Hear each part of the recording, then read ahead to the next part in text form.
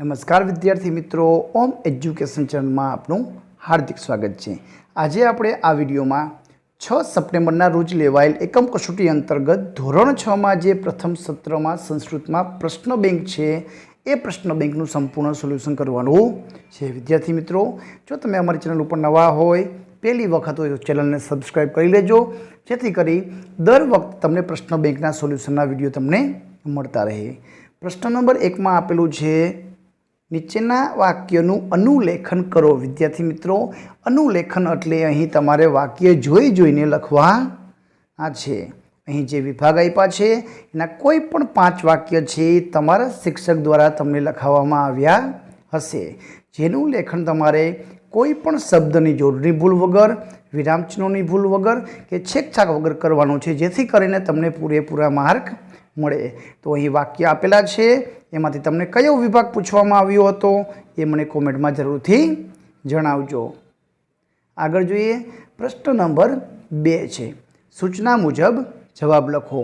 कोईपण एक विभाग, अहीं आपणे विकल्पो आपेला छे, ए विकल्पोना जवाबो आपणे लखवाना छे।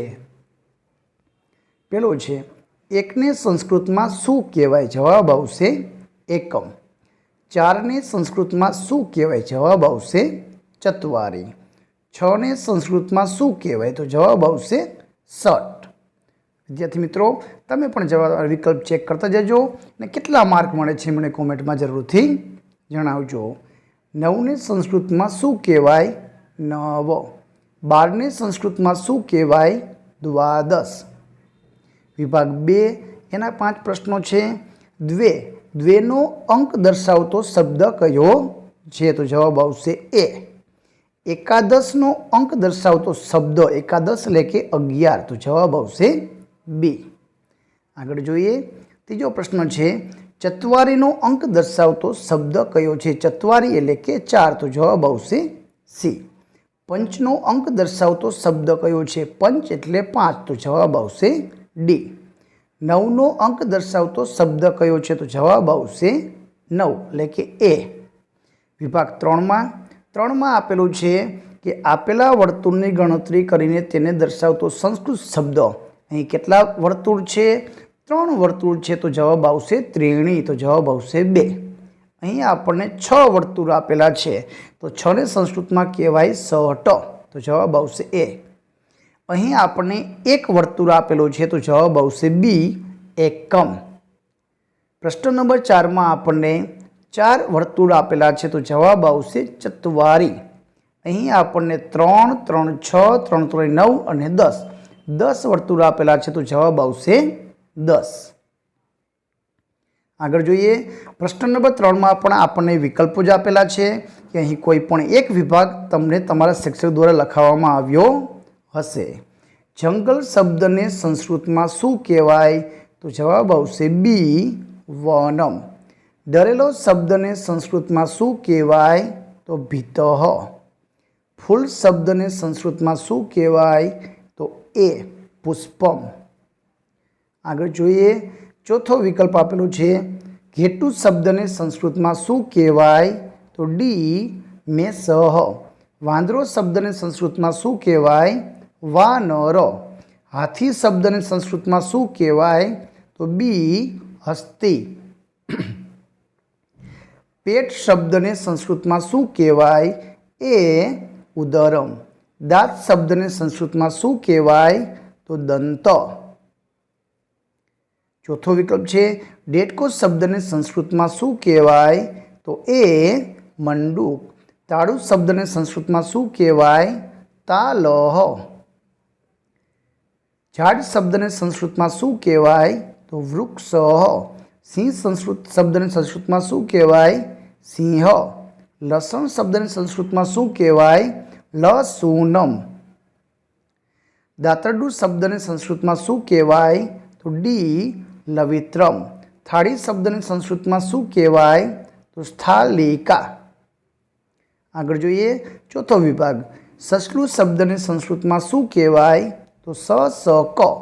પાંદડું શબ્દને સંસ્કૃતમાં શું કહેવાય? પર્ણમ। સરસવ શબ્દને સંસ્કૃતમાં શું કહેવાય? સરસપ। કાન શબ્દને સંસ્કૃતમાં શું કહેવાય?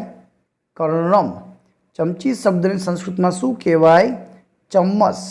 તો વિદ્યાર્થી મિત્રો, આ બધા જ પ્રશ્નો આપણે ચિત્રપદાનીના શબ્દો જ છે. પેન્સિલને શું કહેવાય? તો ડી અંકની. બસ શબ્દને એ લોકયાનમ. સાપ તો બી સર્પ. આગળનો પ્રશ્ન છે શિયાળ. શિયાળને કહેવાય સી શૃંગાલ. આકાશ તો આકાશને કહેવાય આકાશ. તો આ હતા ચિત્રપદાનીના વિકલ્પ. પ્રશ્ન નંબર 4 છે સૂચના મુજબ જવાબ લખો. કોઈ પણ એક વિભાગ તમને અહીં લખાવવામાં આવ્યો હશે. પહેલા વિભાગમાં આપેલું છે કે આપેલ શબ્દોનો ઉપયોગ કરીને ઉદાહરણ પ્રમાણે સંસ્કૃત વાક્ય બનાવો. ગાયતી તો અહીં આપણે કોઈ વ્યક્તિનું નામ લખીને આખું વાક્ય બનાવવાનું છે. રમેશ ગાયતી. પઠતી તો નયન પઠતી. ખાદતી તો ભૌતિક ખાદતી. ધાવતી તો સશક ધાવતી, સસલું દોડે છે. પતતી તો પરણમ પતતી. આગચ્છતી તો સિંહ આગચ્છતી. તો આવા વાક્ય બનાવી શકાય. એના પછી આપણે ઉદાહરણ પ્રમાણે આપેલું છે કે અહીં ગાય છે તો ગાયતી. તો ગચ્છ તો ગચ્છતી. વદ તો વદતી. તી છે એ રસવાઈ કરવાનો છે.